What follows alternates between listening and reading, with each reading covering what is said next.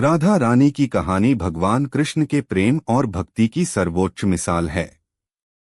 उनका जन्म द्वापर युग में राजा वृषभानु और माता कीर्तिदा के घर हुआ था और वे कृष्ण की ह्लादिनी शक्ति हैं, जो कृष्ण को आनंद प्रदान करती हैं।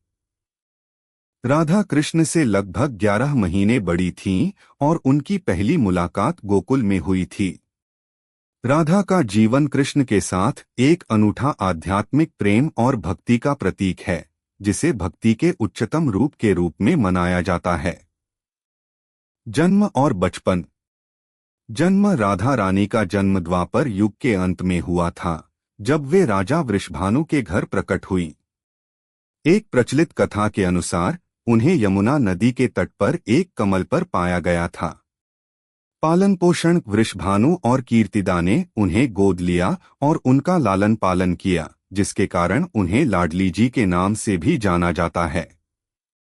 पहली मुलाकात। राधा रानी और श्री कृष्ण की पहली मुलाकात। राधा रानी की कहानी भगवान कृष्ण के प्रेम और भक्ति की सर्वोच्च मिसाल है। उनका जन्म द्वापर युग में राजा वृषभानु और माता कीर्तिदा के घर हुआ था और वे कृष्ण की ह्लादिनी शक्ति हैं, जो कृष्ण को आनंद प्रदान करती हैं। राधा कृष्ण से लगभग 11 महीने बड़ी थीं और उनकी पहली मुलाकात गोकुल में हुई थी।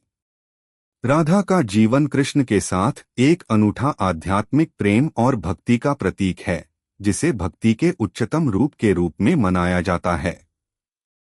जन्म और बचपन। जन्म। राधा रानी का जन्म द्वापर युग के अंत में हुआ था, जब वे राजा वृषभानु के घर प्रकट हुई। एक प्रचलित कथा के अनुसार उन्हें यमुना नदी के तट पर एक कमल पर पाया गया था। पालन पोषण। वृषभानु और कीर्तिदा ने उन्हें गोद लिया और उनका लालन पालन किया, जिसके कारण उन्हें लाडली जी के नाम से भी जाना जाता है। पहली मुलाकात। राधा रानी और श्री कृष्ण की पहली मुलाकात।